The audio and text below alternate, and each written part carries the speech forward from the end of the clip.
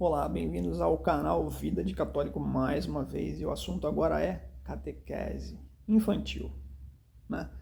A gente vê aí que a grande maioria das crianças que frequentam a catequese, infelizmente, elas estão lá mais por uma questão de tradição do que por uma questão mesmo religiosa, né? Muitas vezes as famílias não frequentam missa, mas chegou numa certa idade, bota a criança na catequese e o que eu tenho a dizer sobre isso? Sim, continuem colocando, porque graças ao bom Deus, muitas dessas crianças podem acender uma luz e, por conta própria, no futuro, seguirem a igreja. E aos pais que, de repente, aí deixam um pouco a desejar nessa questão da continuidade da vida religiosa, vamos pensar um pouquinho nessa responsabilidade que vocês têm, né? Como pais, como educadores. Não é só a gente levar numa boa escola, não é só a gente dar bons ensinamentos, ter uma vida boa, ter uma família certinha, com tudo ok. Não, a vida religiosa ela é muito mais importante do que tudo isso que eu falei aqui. Porque é justamente a vida religiosa que muitas vezes pauta as nossas decisões no dia a dia, né? Entre o que é certo e o que é errado, entre o que é lícito e o que é ilícito. É que a gente possa realmente entender e viver, né, essa questão da religião, principalmente com os nossos filhos, tá?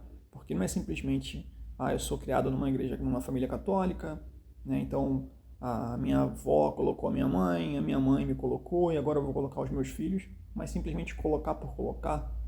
E aí a criança não vai numa missa no domingo, a criança não frequenta nada.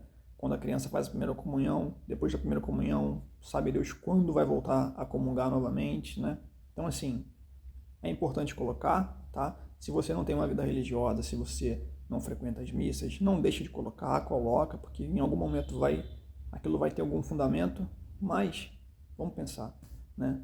Porque não é só um dia bonito para colocar uma roupinha bonita, tirar foto e ficar marcado na história da criança. Não, é muito mais que isso, muito mais profundo, muito mais sério.